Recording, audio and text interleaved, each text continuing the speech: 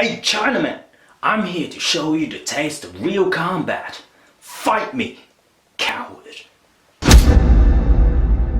Right, so recently I watched Ip Man 4 and it was a pretty good movie. I liked it. I gotta say though, they did crank up the racism just a little bit too high. A few things I took away from the movie. Basically, if you were not satisfied with the third movie being the finale of the Ip Man series, I think you will definitely enjoy this one, and I think this one is a heck of a lot better than the previous movie. Last movie, it was basically, there was no story. It was just a chain of events and sequences that lead to Ip Man, Donnie Yen doing some badass fighting, Wing Chun fighting, and I love that, and I thought that was great. The fight scenes were great, but other than that, the story, it's a bit bland. There was really not much of a story. If you ask me to sum it up, I can't really sum it up. With this one, there's a bit more story. So it's about Ip Man going to America, San Francisco, I think, or LA, one of those, to essentially find an appropriate school for his son, because his son had just got kicked out of the school he was in Hong Kong. And so Ip Man wants to go find a school so he can enroll his son and his son can get a good education. But the trouble is, there's a lot of racism towards Chinese people in the US at that time. Not sure how accurate that part is, because a lot of it is very over the top. Basically, Ip Man goes to find a school for his son, encounters an issue where he has to get a letter of recommendation from this Chinese association on Chinatown. Basically, they don't like him because his student Bruce Lee is teaching Chinese martial arts to foreigners, and that Chinese association hates white people, or hates all foreigners really. So they won't write the letter of recommendation for Ip Man, and that's how the story starts to unfold. I thought that the story was very not as important as the martial arts. So there's a nice little character arc which I really enjoyed of Ip Man, his relationship with his son. All in all, it was more so about the fight scenes, and the fight scenes were great. I love the mix of Wing Chun, and there was Tai Chi in it as well, so you get Ip Man fighting this Tai Chi master. The choreography, phenomenal, amazing. With regards to the storyline though, I gotta say, not too sure about that.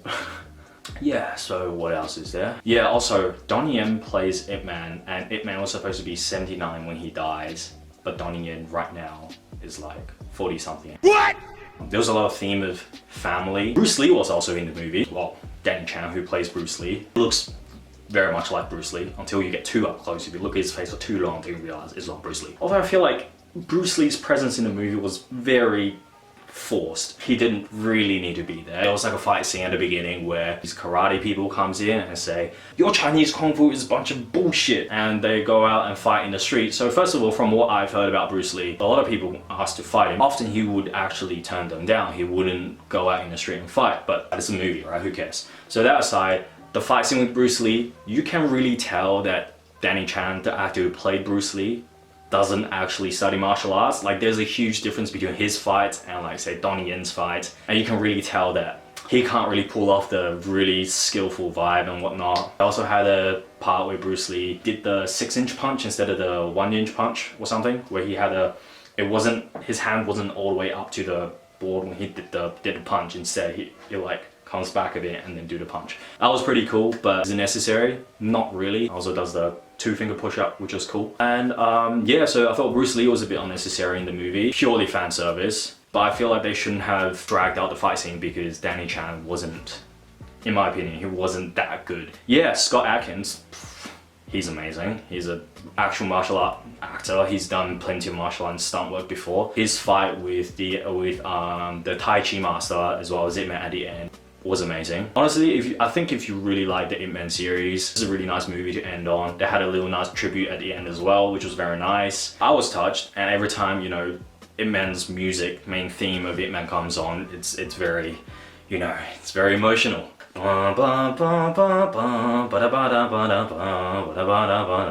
Makes me think back to the first few films, and you know, it always gets really intense. I mean, I think they probably have one of the most iconic martial art theme songs out there, maybe except for Once Upon a Time in China, the Wang Fei Hong theme song. Other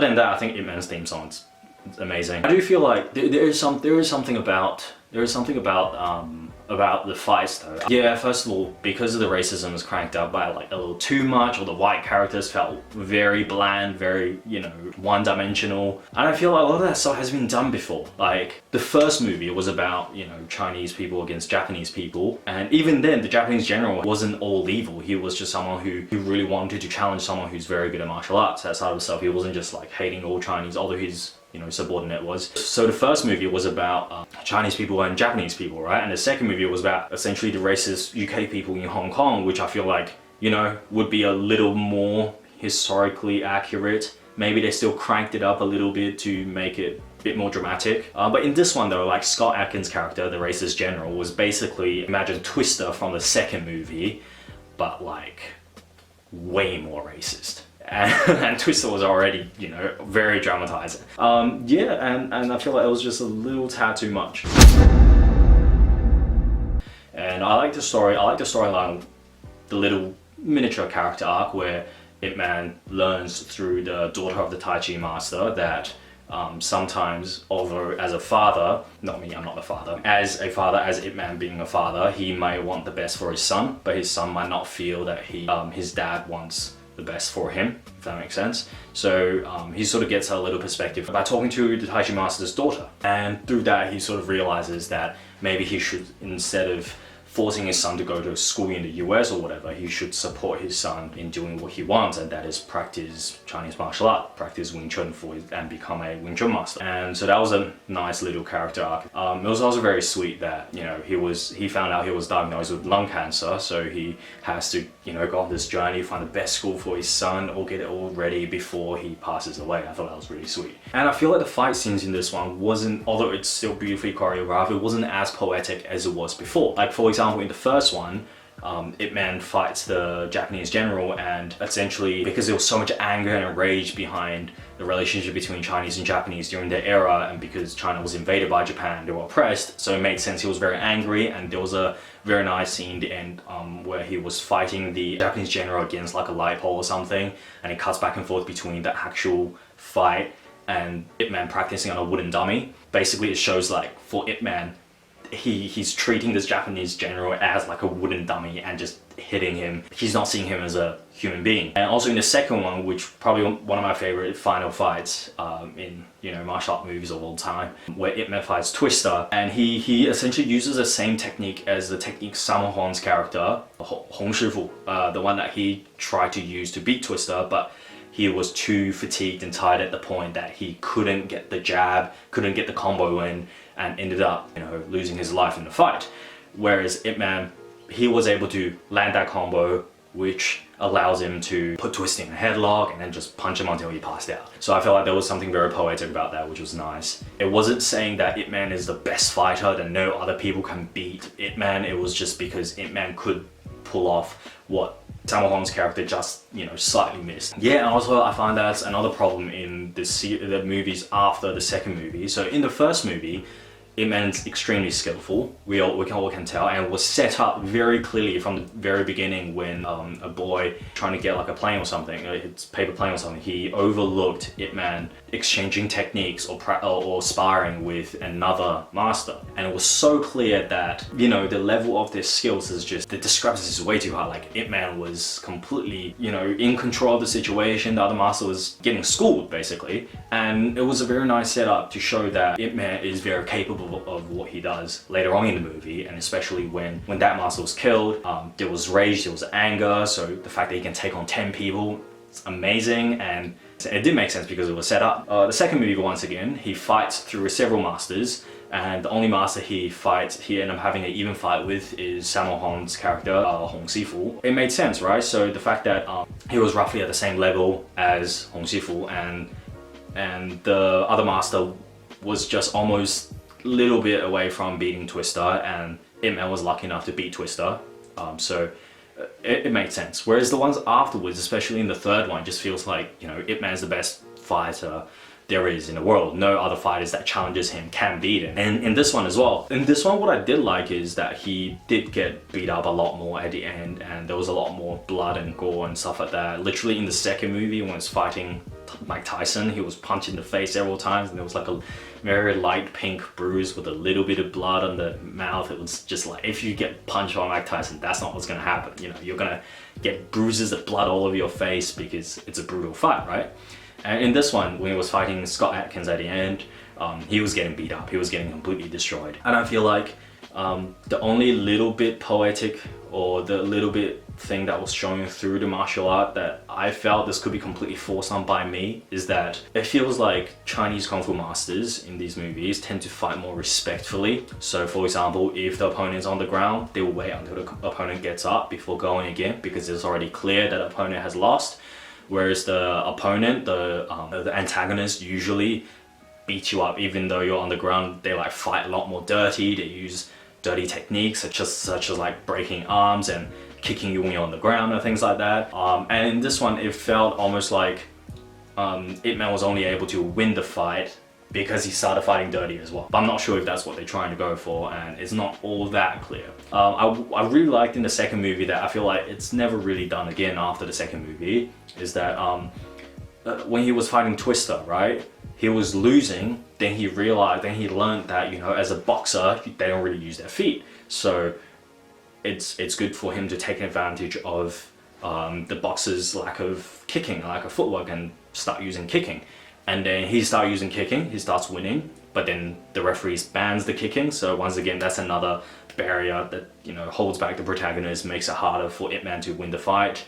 And Ip Man and he gets beat up again, and eventually he has to figure out a way to beat Twister without kicking. That's when he decided to use the technique that, you know, Sammo Hung did. But yeah, overall, I reckon Ip Man 4 was a pretty solid movie. It was a pretty good movie. I liked it. It was I think a good finale, good ending to the Ip Man franchise. Finally, no more, because I really feel like they're running out of stories. They're literally just repeating the same stories.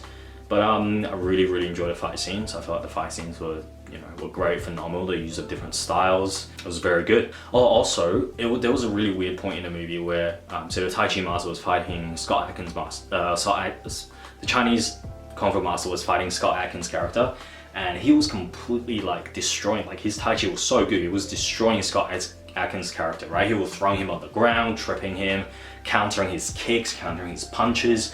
But for some reason, he just started losing. It didn't feel like there was any changes in what the other character, the antagonist, was doing. It didn't feel like he was doing anything less, but suddenly he was just getting overpowered. He wasn't strong enough, and he got beat up to a point where he was almost dead. It would never reach the emotional height Ip Man 2 had when Sammo Hung's character got beat down, and he was still holding on to the ring, the boxing ring, and he wouldn't let go. He wouldn't go down because, you know, it's more than just about martial art for those movies. It's almost about like Chinese spirit, the determination, standing up to the people that are oppressing them.